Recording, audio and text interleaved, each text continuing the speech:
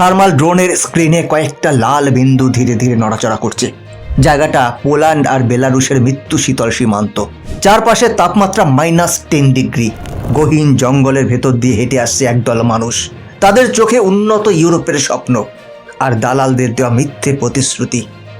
হঠাৎ নিস্তব্ধতা চিরে দিয়ে বেজে উঠল সাইরেন।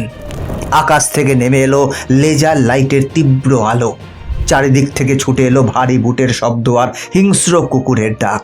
মানুষগুলো ভাবলো হয়তো এবার তাদের উদ্ধার করা হবে, হয়তো রিফিউজি ক্যাম্পে একটা গরম কম্বল আর এক কাপ কফি জুটবে। কিন্তু বিষয়টা মোটেও সেরকম ছিল না।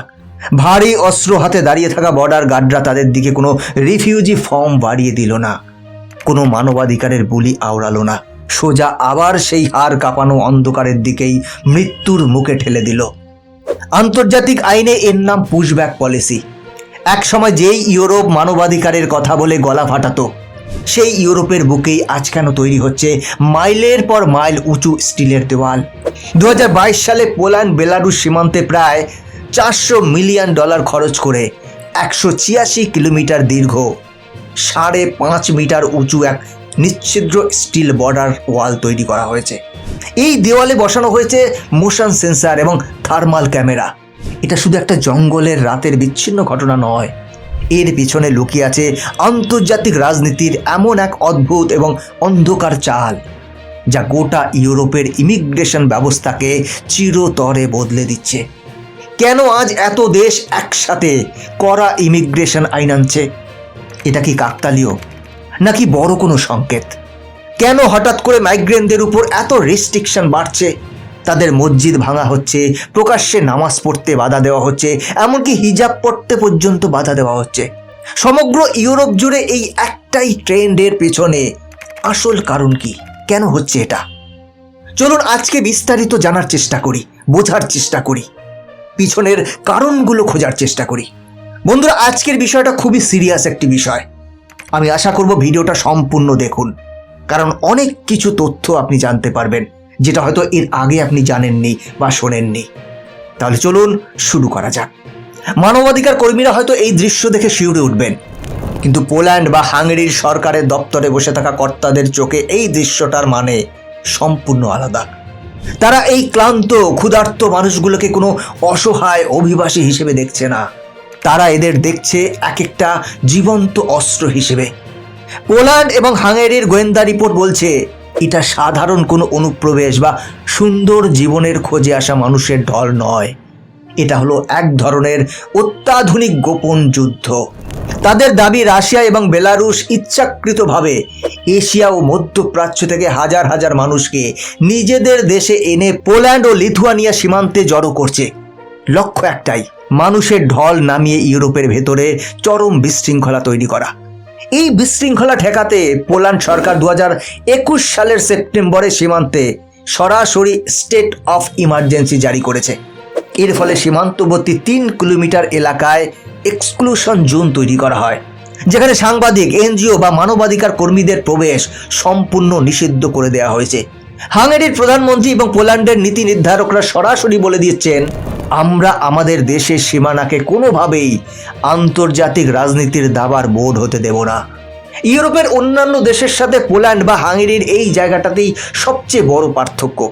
ভূমধ্যসাগর পেরিয়ে যখন হাজার হাজার মানুষ গ্রিস বা ইতালির উপকূলে পৌঁছয়, তখন সেই দেশের কোস্টগার্ড বা এনজিওর জাহাজগুলো তাদের সমুদ্র থেকে উদ্ধার করে তাদের ইতালির লুম্পেদুসা দ্বীপ বা গ্রিসের লেসবস আইল্যান্ডের বিশাল রিফিউজি ক্যাম্পে নিয়ে যাওয়া হয়, যেখানে বছরের পর বছর আইনি জটিলতা চলে।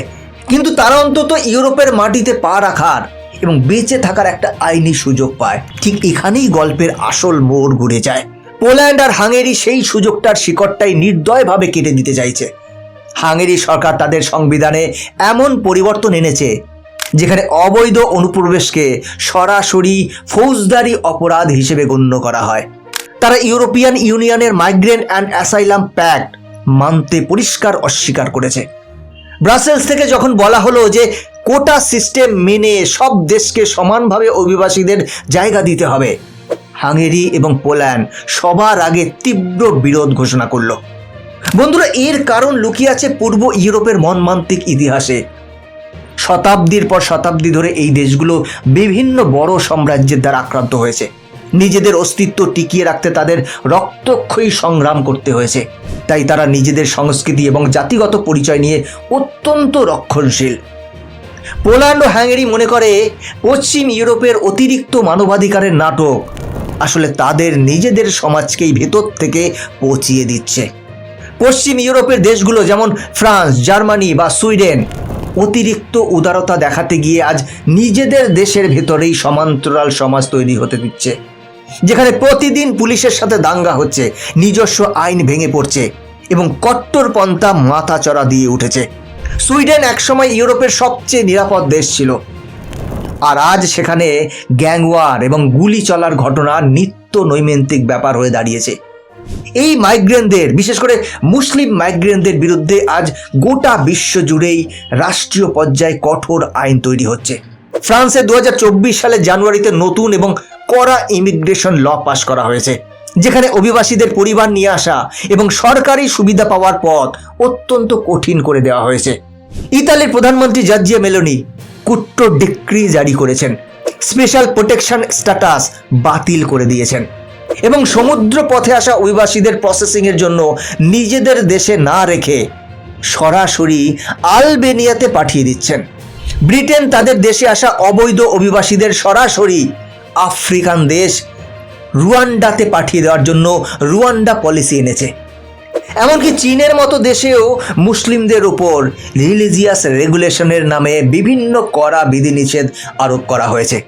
প্রকাশ্য স্থানে নামাজ পড়া থেকে শুরু করে ধর্মীয় রীতিনীতি পালনে সরকারি নিষেধাজ্ঞা জারি করা হয়েছে। ফলে পোল্যান্ড আর হাঙ্গেরি কোনোভাবেই নিজেদের দেশে ফ্রান্সের মতো জ্বলন্ত রাস্তা বা সুইডেনের মতো গ্যাংওয়ার তৈরি হতে দিতে রাজি নয়।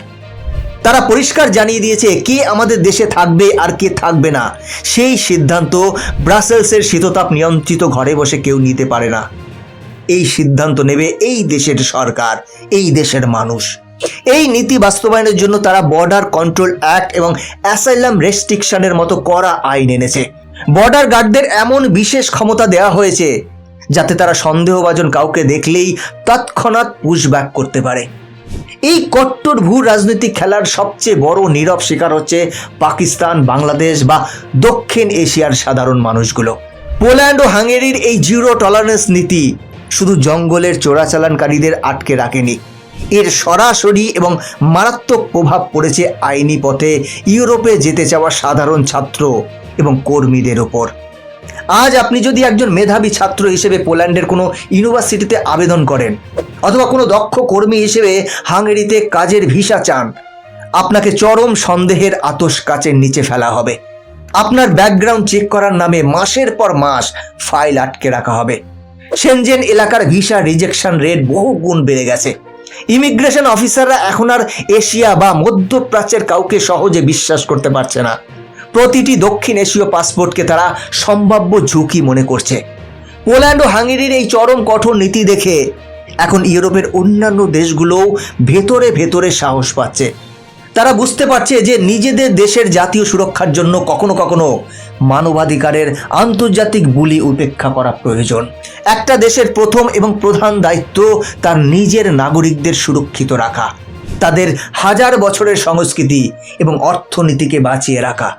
এই যে আজ ফ্রান্সে নতুন ইমিগ্রেশন আইন হচ্ছে, ইতালিতে অ্যাসাইলাম রেস্ট্রিকশন দেওয়া হচ্ছে, যুক্তরাজ্য রুয়ান্ডা পলিসি নিচ্ছে, চীনে সরকারিভাবে বিধিনিষেধ চাপানো হচ্ছে, আর পোল্যান্ড হাঙ্গেরি 186 কিলোমিটারের স্টিল ওয়াল তুলে পুশব্যাক পলিসি নিচ্ছে, এগুলো কি শুধুই কাকতালীয়? কেন পরপর পৃথিবীর এতগুলো দেশ একই সাথে এই নির্দিষ্ট মাইগ্রেটদের বিরুদ্ধে আইনগতভাবে এত করা হচ্ছে? একটা সমাজের ভিতরে ঠিক কী ধরনের বড় সমস্যা তৈরি হলে ম্যাক্সিমাম দেশ এই একই পথ বেছে নেয়? বন্ধুরা, এর পেছনের আসল কারণটা কি বলে আপনার মনে হয়? আপনার মতামত কমেন্ট করে জানান। আজকের ভিডিও এখানে শেষ করছি। এরকম ইনফরমেটিভ ভিডিও দেখার জন্য চ্যানেলটিকে সাবস্ক্রাইব করে বেল আইকনটি প্রেস করে রাখুন। দেখা হচ্ছে পরবর্তী ভিডিওতে। ভালো থাকবেন, সাথে থাকবেন।